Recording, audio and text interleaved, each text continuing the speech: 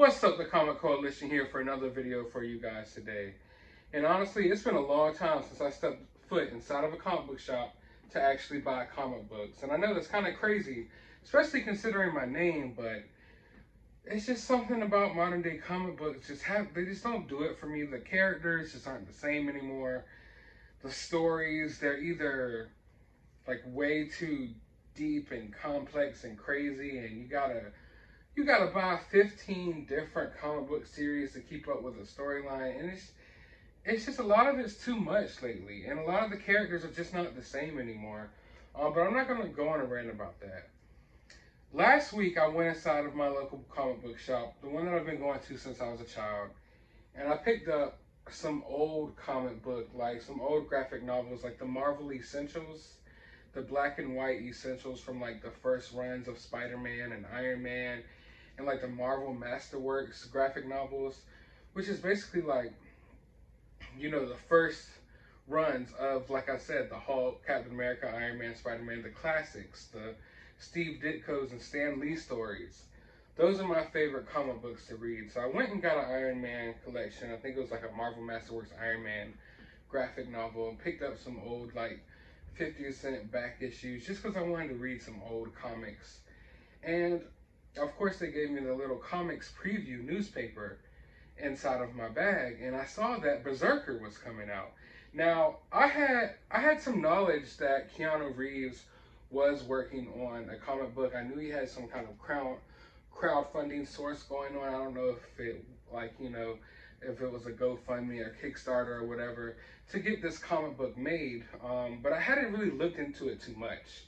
I love Keanu Reeves, love all of his movies and everything. I was intrigued when I heard he was making a comic. I knew that I wanted to read it, but I hadn't kept up with it. Didn't give it, any more thought. Didn't give it, didn't put any research into it or anything like that. But I saw that it was coming out this week. So of course I had to go to my comic book shop and picked up issue number 1. Didn't know what to expect. Like I said, I didn't keep up with anything. I had no idea what I was getting myself into. All I knew was that Keanu Reeves and Matt Kent had this book coming out, and I was interested in picking it up.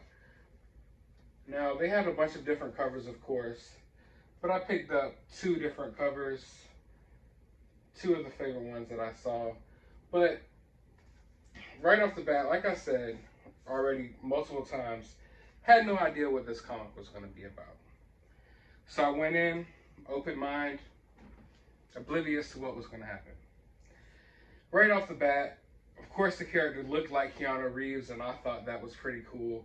But I didn't know what to expect. I didn't know if it was going to be one of those deep type of comic books like the Sandman that goes really deep, or if it was going to be one of those action-packed comics that's not as, the storylines aren't as deep, but it definitely delivers with beautiful artwork and action. I didn't know, what to expect. So I open it up, I start reading it, and pretty early on, like almost right off the bat, bam, he punches directly through someone's head. Their brains splattering everywhere. There's eyeballs going all over the place. And I'm like, okay, this is where we're going with this comic. I didn't know what to expect. I didn't know if it was going to be a dialed down, more of a mental type of story. I didn't know, but bam, right off the bat, blood and gore galore, if that makes sense. I mean, punching through people's heads, stomping people's heads in. There's brains and eyeballs and guts going everywhere. He's ripping people's hearts out. It's like he's like a John Wick. I mean, of course, it's Keanu Reeves. It's an action comic. We're going to make the comparison to anything he does to John Wick from now on, because we all love John Wick. But yeah, it was basically like John Wick, except this guy punches through heads. I mean, I don't know what else to tell you. He comes in with a gun. It doesn't really give much. I know it sounds like I'm just going off the deep end here about this stuff, but it's not like the comic gave you a background or a backstory of what's going on. You just open the book and it drops you off right here. The Keanu Reeves looking character, I guess BRZRKR, straight up jumps out of a helicopter, no parachute.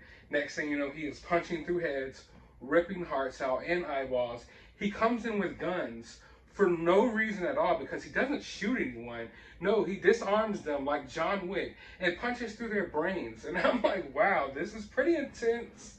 I wasn't expecting this, but I'm here for it. I mean, I'm a 90s baby. I grew up with Mortal Kombat. I grew up with Spawn. I like the blood and guts and the gore. It's not necessarily what I go to when I want a comic book. I usually like my Marvel superhero-y type things, but I mean, it was entertaining. The artwork was good, and like I said, there was just heads exploding everywhere. But it got to a point where I'm wondering, like, okay, this artwork is cool. Obviously, this guy looks like Keanu Reeves. Obviously, he is dismembering people, and I mean, like, literally, at one point, some guy pulls a gun out of him, and he just rips his arm totally off.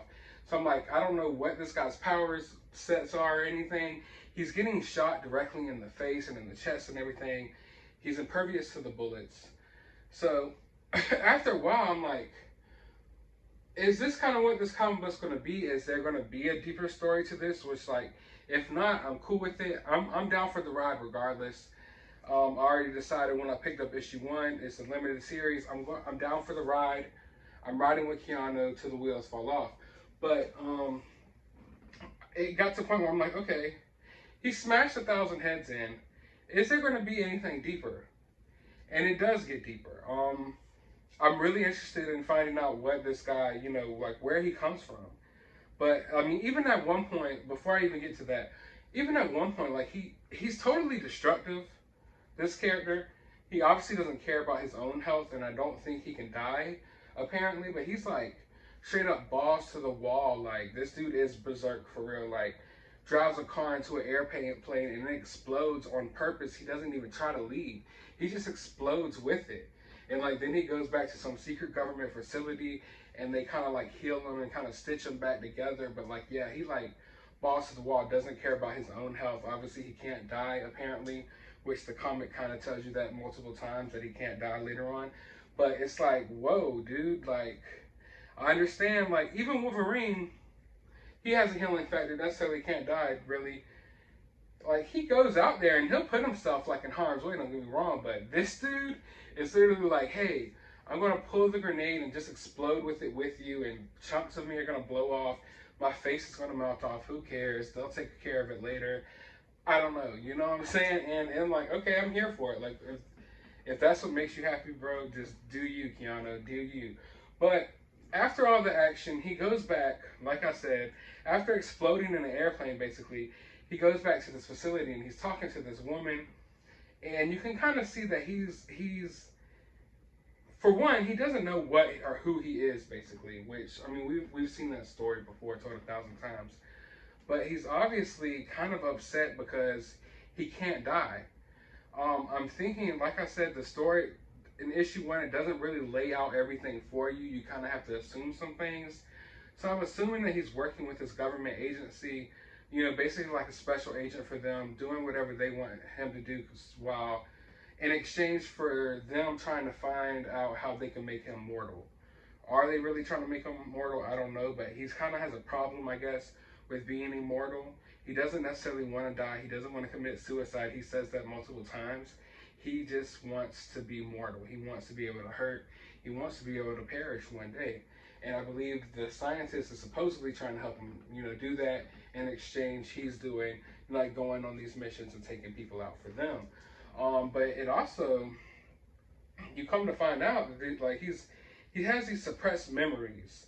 You know, he's going through these, like, he has these little visions of his past, and he says he sees his father, and he's like, this dude, Berserker, is 80,000 years old. Like, whoa. You know, there's a lot of stuff going on here, and like I said, the first issue at least was more of a, like, action-packed, not a lot of story involved. So when I go to review it, there's not much I can, you know, really say. But I can say the artwork is nice. I mean, here he is. Look at him. He doesn't care about his health, like I said. And it's just balls to the wall. And I'm wondering, are they going to make a movie out of this? You know, where's the story going to go? But while it didn't deliver too much on the story angle, it definitely had a lot of action, a lot of blood and guts, if that's your thing. And I believe that future issues will definitely deliver on the story angle. I don't see it going all balls to the wall 24/7, which I know some of you, maybe that's what you want. Some of you maybe want more story. I'm kind of right in the middle. I want to go balls to the wall like we did in the first issue, or the first half of this first issue, but I also want to know more of this character's backstory. I'm interested. I'm here for it. I thought issue 1 was good. It reminded me of, like I mentioned earlier, I'm a 90s baby. It reminded me of something like back in the 90s that was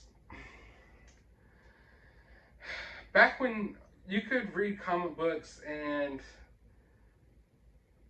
they didn't necessarily test you too hard. I'm not sure how deep this is going to go, like I said, just from issue 1, but it's one of those things, like, I picked up this comic book and I read it and I had fun with it, you know? Like, almost reminds me of, like, back when things were just, like, simpler. Not to say that this is going to be a simple story or it's a simple comic, but just when things didn't have to be so complex. There wasn't different time paradoxes and universe shifts, and it was just like your story was right here in your comic. You read it, you got some action, and you got a little bit of backstory, and then you came back next issue to find a little bit more. It wasn't too, like, just out there, I guess. I don't know how to explain it, but as a comic book reader, I think a lot of you might know what I'm talking about. Some of these stories have just gotten too complex for their own good, to the point where, like, it's just like your average reader isn't going to want to pick it up and really invest themselves in it because they can't even figure out what they're investing themselves in. And Berserker is definitely not that type of comic book. It's a comic book. If you know, if you're an old school comic book guy, I think this is something you'll be interested in. If you're a sparring guy, if you like the blood and guts and gore, this is definitely here for you. If you like the action, if you like, you know, just the old school stuff, man. I'm telling you, I think you would dig this. But I want to know what you guys think. Let me know down in the comments below. I want to know what you thought about issue number 1. Let me know what cool variant covers you picked up, or tag me on Instagram, because there were so many of them. I know my comic book shop got like 12 different covers in. I really wanted all of them, but I can only get 2. But I hope you guys enjoyed this video, enjoyed this review. Like I said, let me know your thoughts down below. Hit that thumbs up button, hit that subscribe button, and as always, you have a Berserker day, YouTube.